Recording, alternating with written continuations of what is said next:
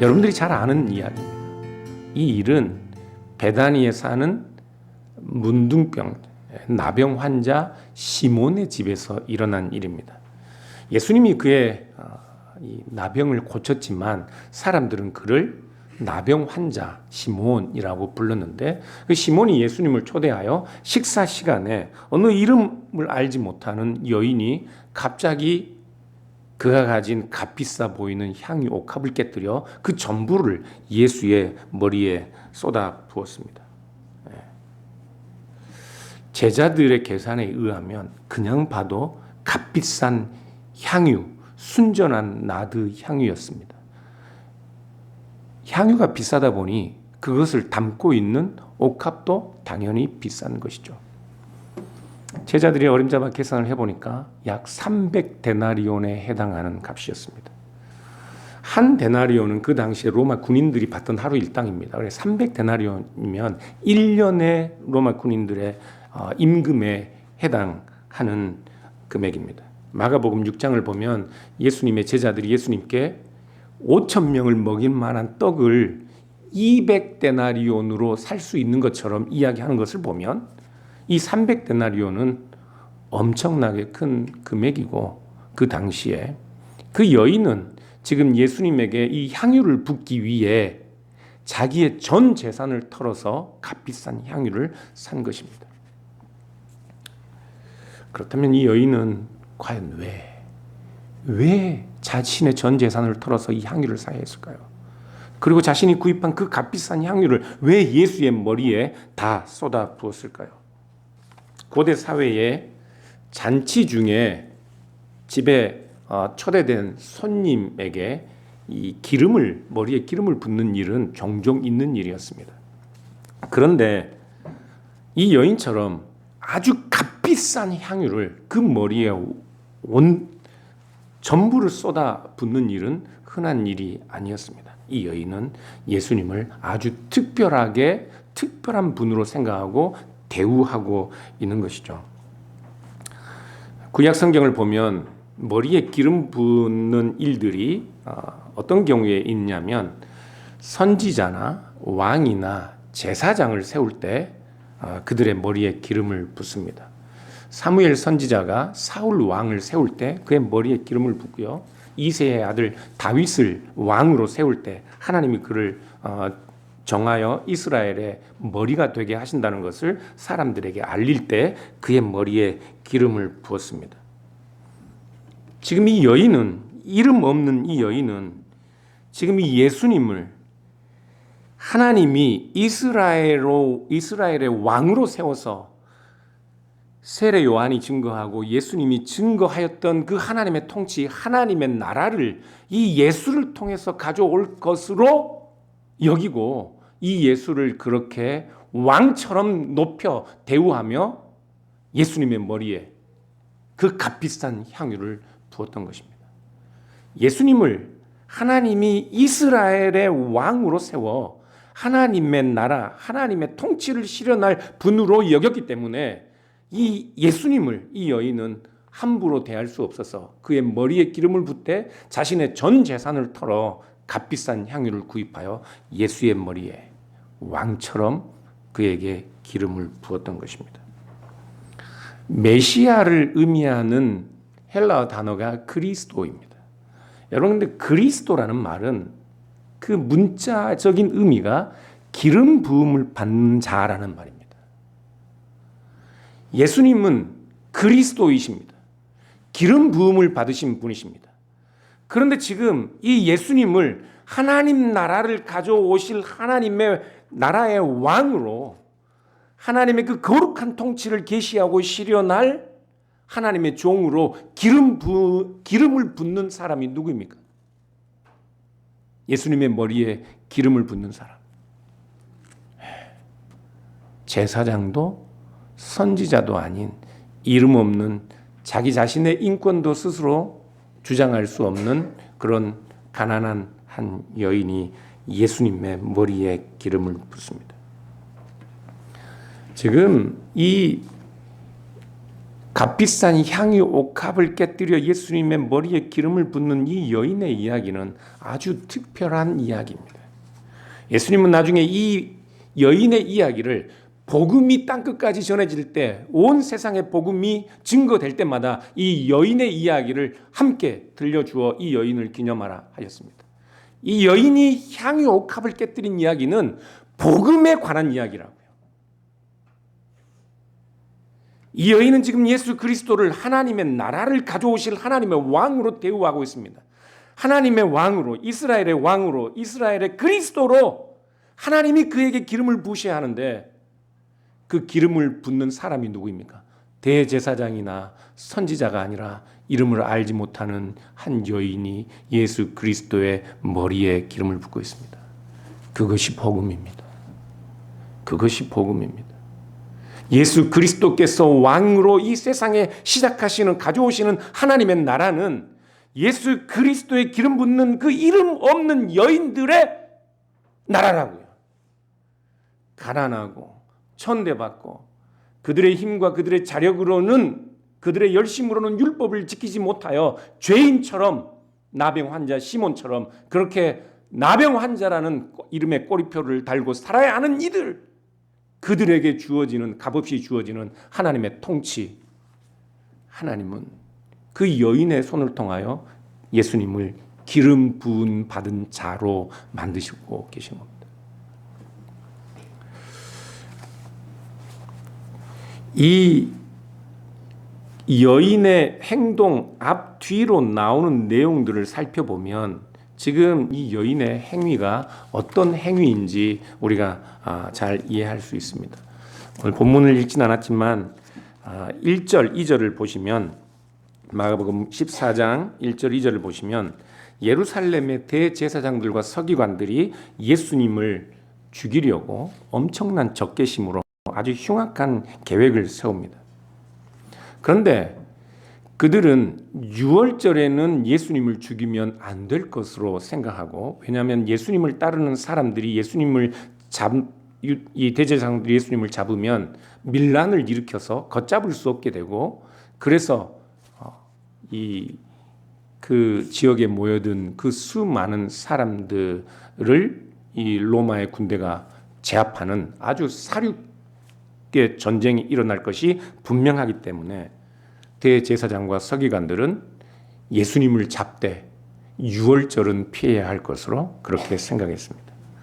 대략 학자들의 계산에 의하면 8만 명에서 30만 명 정도가 그 지역에 살고 있던 거주민들 말고 유월절이 되면 예루살렘에 모여드는데, 이때 섣불리 예수님을 건드렸다가 예루살렘 성을 입성할 때 예수님 앞에 옷을 깔고 호산나 외쳤던 그 사람들이 흥분하여 밀란이라도 일으키면 그들은 당장 끝장이 날 것이기 때문에 유월절은 피하여 예수님을 잡으려고 하죠. 사실 여러분, 이 유월절에 예루살렘에 모여든 그 수많은 순례객들은 과거에 하나님이 모세를 통하여 이스라엘을 애굽에서 건져내셨던 그 역사적 사실을 회상하면서 이제 로마의 압제로부터 하나님의 기름 부음 받은 자, 하나님의 메시아를 통하여 이스라엘을 해방시켜 줄 것에 대한 소망과 염원을 가지고 그 기도를 하며 예루살렘에 모여 있습니다.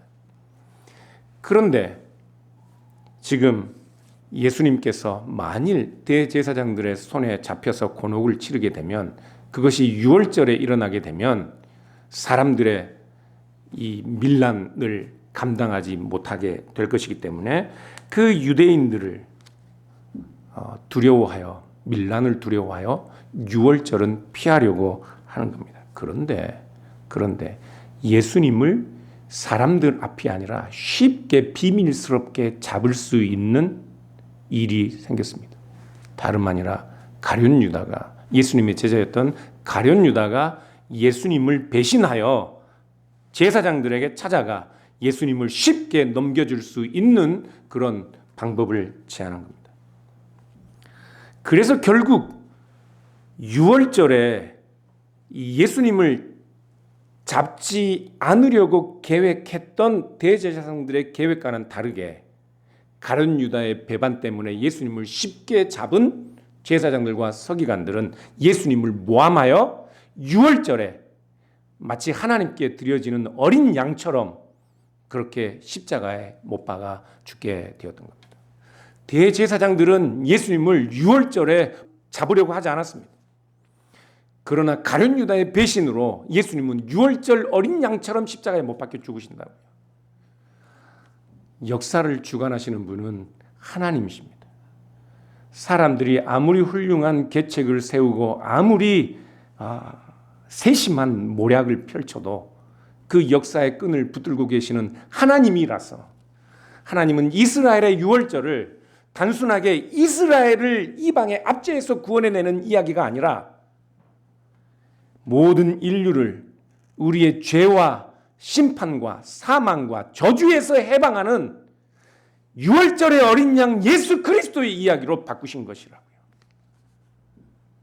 유대인들은 예수님을 유월절에 잡으려 하지 않았지만 가룟 유다의 배신을 통하여 하나님은 유대인들의 유월절 이야기를 죄와 사망에서 우리를 구속하시는 예수 그리스도의 이야기로 그렇게 바꾸시는 것입니다.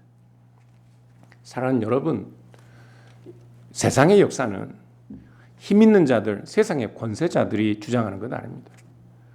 세상의 모든 역사의 끝은 세상의 모든 역사를 그리스도 안에서 통일하시는 하나님의 손에 붙들려 있습니다. 우리의 인생들도 마찬가지입니다. 그러니까 너무 크게 절망하지도 너무 쉽게 낭망하지도 마십시오. 결국 우리의 모든 일의 끝은 합력하여 선을 이루시는 그리스도를 우리에게 주시는 하나님의 그 집요한 열심에 매달려 있습니다. 그런데 여러분은 여러분 인생의 끝을 어떻게 무엇으로 기대하고 계신가요? 제자들도 가룟 유다도 그들이 예수님에 대한 기대는 다른 것이었습니다. 예수님이 향하여 가는 길과 그들이 향하여 가는 길은 같았지만 목표와 목적과 기대는 전혀 다른 것이었습니다. 그래서 가룟 유다는 갑작스럽게 마음을 바꿔서 예수님을 배반하기로 결정한 겁니다. 여러분 지금 가룟 유다가 예수님을 배반한 이야기가 이 마가복음은 향유 옥합을 깨뜨린 이 여인의 이야기 다음에 나옵니다. 분명히 가룟 유다가 예수님을 버리기로 배신하기로 작정한 것은 향유 옥합을 깨뜨린 이 여인의 사건과 관련이 있습니다. 4절을 보시면 4절 5절을 한번 보시면요.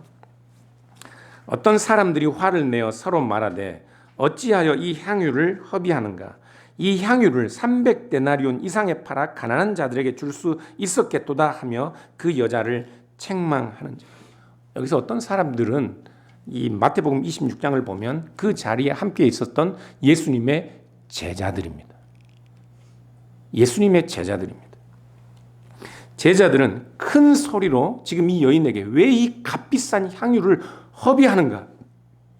이것을 팔아서 돈으로 바꾸면 우리가 세상의 가난한 사람들을 얼마나 많이 구제할 수 있겠는가? 그렇게 여인을 책망하는데 이 책망하다는 말은 마치 말이 horse가 콧바람을 씩씩거리면서 흥분하고 있는 화를 내는 그런 단어입니다. 그렇게 지금 예수님의 제자들은 말처럼 짐승처럼 콧바람을 씩씩거리며 화를 내며 여자를 책망하고 있다고요. 실제로 유월절 저녁이 되면 많은 사람들이 주변에 가난한 사람들이나 구제할 사람들을 찾습니다. 그래서 이 제자들의 이 여인을 책망하는 이야기는 그 자리에서는 아주 명분 있는 이야기였습니다. 당연한 이야기였어요. 그러나 제자들의 마음에는 다른 생각이 있었습니다. 다른 생각이 있었습니다. 그들은 이제 곧 도래해야 할 예수 그리스도와 함께 곧 계시될 하나님의 나라를 위한 거사를 치를 준비들을 하고 있었다고요. 그들이 치르게 될 전쟁과 그들이 치르게 될 그 거사를 위해서 큰 자금이 필요할 것이고, 그래서 그런 자금들은 그러한 일들을 위해서 예수 그리스도를 후원하는 자신들이 사용할 활동비로 제공이 되어야 함이 마땅한데, 그들이 예수님을 따르며 헌신하는 것들에 대한 보상으로 주어져야 할 것이 마땅한데 지금 예수의 머리에 그 값비싼 향유를 다 소진하고 있는 것이죠. 가룟 유다는 그 돈을 관리하던 사람이었습니다. 그래서 지금 제자들은 가룟 유다는 화를 내면서 향유를 허비한다고 여자를 책망하고 있는데 예수님은 지금 이 제자들의 일과는 전혀 다른 방식의 하나님의 나라를 가져오실 분이기 때문에 이 여인의 행위를 오히려 좋은 일로 여기십니다. 왜 이 여인의 행위가 좋은 일로 여겨집니까? 예수님은 제자들에게 말씀하십니다. 가난한 자들은 너희와 항상 함께 있을 것이지만 나는 너희와 항상 함께 있지 못할 것이니 이 여인이 나에게 좋은 일을 하였다. 유대인들은 다른 사람들을 구제하고 선행을 할 때 살아있는 사람들에게 하는 선행보다 죽은 사람, 죽음을 앞두고 있는 사람에게 베푸는 선행이 가장 큰 선행으로 여겼습니다. 왜냐하면 가난한 자들은 언제든지 같이 있기 때문에 언제든지 그 사람들을 구제하고 선을 베풀 수 있지만 이 사람은 죽어버리면 이게 마지막이기 때문에. 그런데 예수님은 지금 자기 자신에게 베풀어지는 마지막 선행으로 이 여인의 행위를 말씀하시며 자기 자신의 죽음을 분명하게 언급하고 계신다고요. 예수님은 6절부터 9절을 보시면 이 여인을 이렇게 칭찬하고 계십니다. 같이 한번 읽어볼까요? 예수께서 이르시되 가만두라 너희가 어찌하여 그를 괴롭게 하느냐 그가 내게 좋은 일을 하였느니라. 가난한 자들은 항상 너희와 함께 있으니 아무 때라도 원하는 대로 도울 수 있거니와 나는 너희와 항상 함께 있지 아니하리라. 그는 힘을 다하여 내 몸에 향유를 부어 내 장례를 미리 준비하였느니라. 내가 진실로 너희에게 이르노니 온 천하에 어디서든지 복음이 전파되는 곳에는 이 여자가 행한 일도 말하여 그를 기억하리라 하시니라. 네. 아멘. 여자도 마찬가지지만 예수님을 따르는 제자들도 예수님을 이스라엘의 메시아로 기대하였습니다. 그들도 역시나 예수님을 이스라엘의 왕으로 그렇게 믿고 따랐습니다. 그렇게 기대하였습니다. 그러나 그들은 제자들은 예수님에게 자신들의 메시아, 자신들의 그리스도, 자신들의 왕으로 여겨지는 그 예수에게 자신들의 욕망을 투사하였습니다. 이 예수를 자신들의 성공의 담보물처럼 여겼다고요. 베드로가 예수님을 향하여 내가 당신을 위하여 내 목숨을 바치겠습니다. 여러 번 그렇게 다짐하였습니다. 그러나 베드로의 그 다짐의 전제는 베드로가 그렇게 각오하고 예수님에게 다짐했던 이유는 마태복음 19장을 보면 우리가 모든 것을 버리고 주를 따랐으니 우리가 그래서 무엇을 얻을 수 있습니까? 에 대한 기대심이었다고요. 예수 그리스도를 따름으로써 그들에게 주어지는 보상금처럼 여겨지는 성공을 그들은 기대하였기 때문에 마땅히 예수 그리스도에게 부어지는 그 값비싼 향유조차도 그들은 그들을 위한 보상금으로 여겼던 것입니다. 제자들의 생각에는 이 여인이 향유 옥합을 깨뜨려서 모든 기름을 예수님의 머리에 부으면 예수님은 오히려 그 여인을 꾸짖으며 사회혁명가처럼 그들의 힘으로 이 세상의 가난한 자들을 돌아보고 하나님의 나라를 세울 것을 이야기해야 맞습니다. 예수님의 그 꾸짖음과 예수님의 이 혈기 어린 말씀을 통하여 그것이 마치 이 땅에 하나님의 나라를 가져올 만한 그런 도화선이 되어 제자들은 힘을 얻고 봉기를 일으켜 하나님의 나라를 세울 것이었는데 오히려 예수님은 이 여인이 자신의 장례를 준비한다 그렇게 자신의 죽음을 말씀하고 계신다고요. 이 일로 눈치 빠른 가룟 유다는 이 예수님을 버리기로 작정하였던 겁니다. 사회혁명가처럼 일어나 이스라엘을 로마의 압제에서 구원하고 자신들을 이 세상을 호령하는 자리에 세우는 자신들에게 성공의 담보와 같은 그리스도는 자신들의 목숨을 바쳐 따를 뿐이시지만 세상을 위하여, 가난한 자들, 천대받는 자들, 이름 없는 여인을 위하여 하나님의 통치를 가져오기 위하여 자신의 목숨을 내어놓아야 하는 그리스도는 그들에겐 더 이상 쓸모없는 존재였습니다. 슬프지 않습니까, 여러분?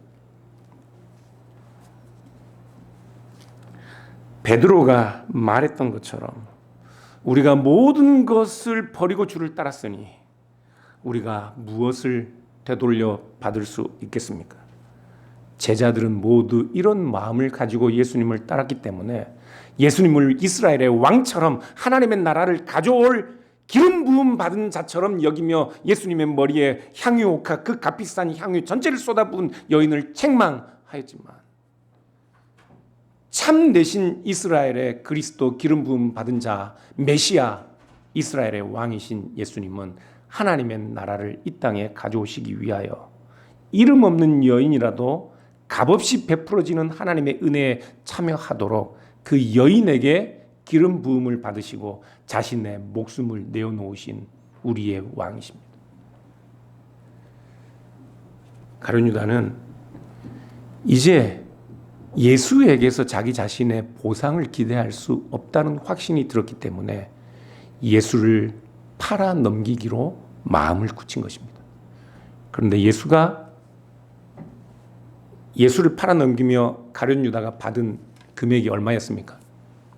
은 30세겔이었습니다. 은 30세겔은 이 로마의 화폐 데나리온으로 계산하면 지금 이 여인이 깨뜨린 향유 옥합 300데나리온의 반에도 차지 않는 금액이라고요. 그 값을 받고 그 값을 자신의 보상처럼 여기며 예수를 팔아 넘겼습니다. 사랑하는 여러분, 우리는 어떤 그리스도를 원합니까? 우리가 믿고 따르는 왕처럼 여기는 우리의 그리스도, 우리의 예수님은 어떤 분이십니까? 혹시 우리가 믿는 그리스도, 우리가 왕처럼 섬기고 하나님처럼 그 앞에 기도하는 그리스도가 여러분들에게는 제자들이 믿고 따르고 기대했던 그 그리스도가 혹시 아닙니까? 우리의 성공의 담보물처럼 내가 이만큼 헌신하면 갑절로 우리에게 복을 보장하고 내가 이 정도 헌신하면 하나님이 내 모든 미래의 성공을 보장하는 그런 분으로, 그런 담보자로 예수 그리스도를 여러분들은 생각하고 있지는 않습니까? 고대 로마 사회에 그리스도, 기름 부음 받은 자라는 이 말은 특별한 의미를 가지고 있었습니다. 지금 존재하고 있는 이 모든 일들을 그의 특별한 능력으로 한순간에 다 해결하고 모든 사람들이, 많은 사람들이 안전과 번영을 누리도록 하는 힘 있는 존재, 그 당시에는 로마의 가이사에게나 해당되는 그 단어가 그리스도였습니다. 그런데 이 여인이 기름 부음 받은 자 그리스도 예수를 보십시오. 정말로 그분은 우리의 모든 문제를 해결하셨습니다. 정말로 그분은 우리에게 참된 안정과 참된 생명과 참된 평화를 가져오셨습니다. 어떻게요? 자신의 죽음으로.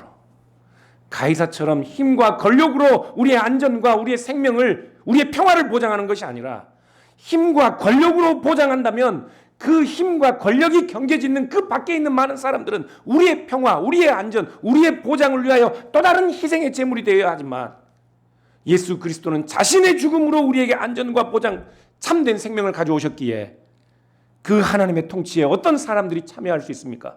문둥이 시몬 같은 사람도, 이름 없는 이 불쌍하고 가련한 책망받는 여인이라도, 평생을 혈병으로 앓는 그런 부정한 여인이라도, 평생을 문둥병처럼, 나병처럼 평생을 중풍병으로 그렇게 살아야 하는, 저주받은 인생을 살아야 하는 그런 사람들도 참된 안정과 참된 평화, 참된 생명을 얻을 수 있게 되었습니다. 예수 그리스도는 참된 그리스도이십니다. 그런데 사랑하는 여러분, 우리는 이 그리스도를 도대체 어떻게 믿고 바라보고 있냐고요. 이 그리스도에 대한 기대를 여러분들은 어떻게 가지고 계십니까? 우리 주님께서는 십자가에 죽으신 메시아입니다. 우리가 왕처럼, 이 여인이 왕처럼 높이 여겨 그 머리에 순전한 나디양 300데나리온에 해당하는 그 값비싼 향유를 부은 이스라엘의 참되신 왕, 우리의 구원자는 다름 아니라 십자가에 못 박혀 죽으신 예수님이십니다. 지난번 우리가 작은 교회들 연합 집회에서 하나님의 주권에 대해서 우리가 이야기를 나눴는데 그런 질문들이 있었어요. 우리가 그 훌륭한 연예인이 아주 큰 시상식에서 모든 영광을 하나님께 돌립니다 하는 이런 내용들, 과연 우리가 모든 일들에 그런 일들을 칭찬할 만한 일인가? 저는 노라고 대답했습니다. 저는 그래서는 안 된다고 저는 주장했습니다. 연예인들이 상을 받거나 축구선수가 골을 넣은 후에 십자가 성호를 긋거나 큰 일을 성공한 후에 공공연하게 사람들 앞에서 모든 영광을 하나님께 돌린다. 그렇게 하면 그 훌륭한 사람들, 잘난 사람들, 능력 있는 사람들의 하나님, 또 힘이 없는 사람들, 가난한 사람들, 능력 없는 사람들, 세상에 실패한 자리에 있는 사람들에게 하나님은 어떤 하나님이에요? 성공자들, 능력 있는 자들의 하나님일 것 아닙니까? 그렇지 않습니까? 그래서 또 조심해야 하는 거라고요. 하나님께서 가져오신 하나님의 나라는 이름 없는 여인, 자신의 전 재산을 털어서 그리스도의 머리에 향유를 부은 이 여인이 참여할 수 있는 하나님의 나라입니다. 그래서 우리가 성공하고 잘되고 잘 나갈 때 오히려 더 우리의 입으로 하나님에 관한 이야기를 할 때 더 조심해야 하는 거예요.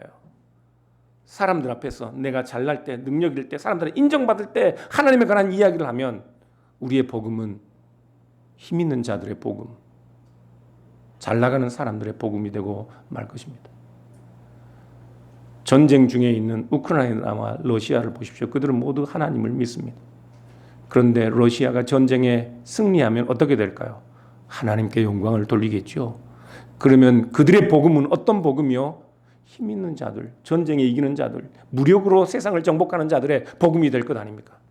주님은 우리 주님께서 자신의 죽음으로 이 땅에 가져오시는 하나님의 나라가 제자들이 꿈꾸던, 아니 제사장들이 꿈꾸던 그런 종류의 하나님의 나라가 아니기 때문에 이런 미천한 여인이라도 은혜로 값없이 참여하는 하나님의 나라이기 때문에 그리스도의 복음이 증거되는 곳마다 이 여인을 이야기하라 말씀하셨던 겁니다. 사랑하는 여러분, 우리의 그리스도는 어떤 분입니까? 우리는 어떤 자리에 서야 합니까? 여러분들은 예수님의 머리에 값비싼 향유를 부은 여인의 자리에 서겠습니까? 아니면 대제사장들과 자신의 욕심을 따라 예수를 팔아넘긴 이 여인을 책망하는 제자들과 가룟 유다의 자리에 서겠습니까?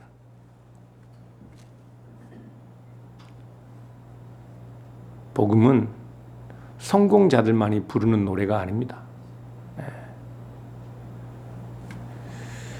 우리가 바친 만큼, 우리가 헌신하고 희생하는 만큼 우리가 곱절로 돌려받는 것, 그런 기대가 복음이 아닙니다.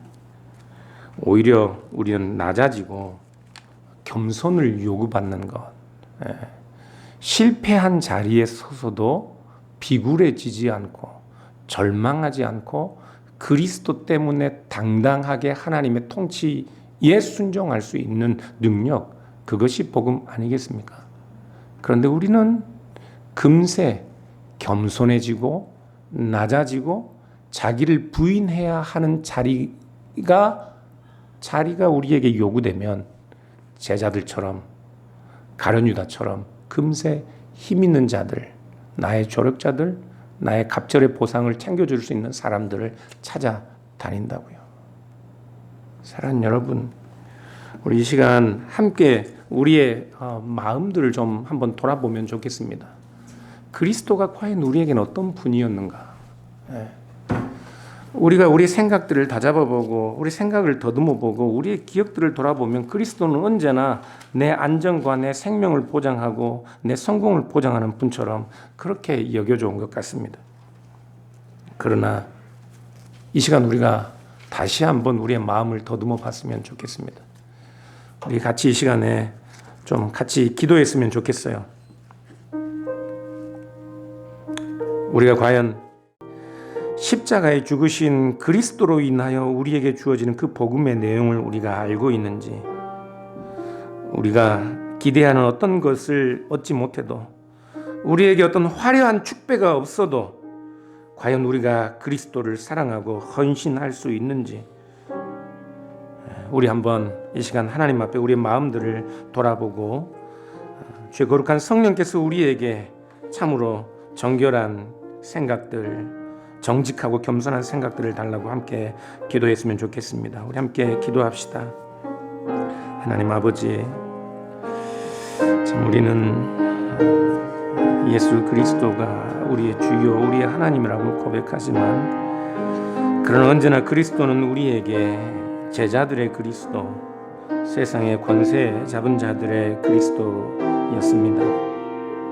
내가 하나님 앞에 헌신하고 나를 드리고 바친 만큼, 내가 희생하는 만큼 베드로의 고백처럼 하나님이 나에게 채워주실 것에 대한 기대를 가지고 우리가 예수 그리스도의 이름을 부르지는 않았습니까? 내가 성공하고 잘되고 잘나가고 높아진 것들을 기대하며 우리의 그리스도 이름을 부르지는 않았습니까? 그러나 하시라도 우리가 참으로 겸손하여지고 낮아지고 우리 자신들을 죽이고 우리 자신들을 비워야 하는 그런 요구 앞에서는 오히려 우리가 우리에게 힘 있는 자리를 약속하고 힘 있는 그러한 권력을 제공하는 사람들을 찾아다니며 우리 주 예수 그리스도를 가룟 유다처럼 은 30세겔에 팔아넘기지는 않았습니까? 아버지 하나님, 우리를 불쌍히 여겨 주옵소서. 우리를 불쌍히 여겨 주옵소서.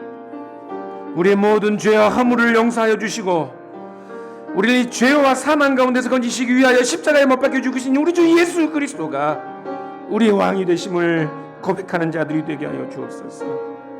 하나님으로부터 많은 것들이 우리에게 주어지지 않아도, 우리가 기대하는 많은 것들을 보상으로 받지 않아도, 우리가 소망하는 높은 자리에 우리가 서지 못해도 십자가에 주신 우리 주 예수 그리스도가 우리의 모든 것이 되게 하여 주옵소서.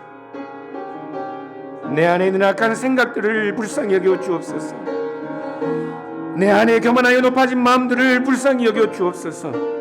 우리 주님께서는 하나님의 본체이셨으나 자기를 비우시고 종의 형상을 가지고 이 땅에 오셔서 가난한 자들, 버림받은 자들, 이름 없는 여인의 친구가 되어주셨는데, 하나님 아버지, 우리는 우리의 작은 것을 가지고도 세상에 높아지기를 원하고 우리의 작은 능력마저도 세상에 참으로 우리가 얼마나 큰 자인지 그렇게 자랑하기를 원하는 우리의 약한 모습들, 우리를 불쌍히 여겨주시고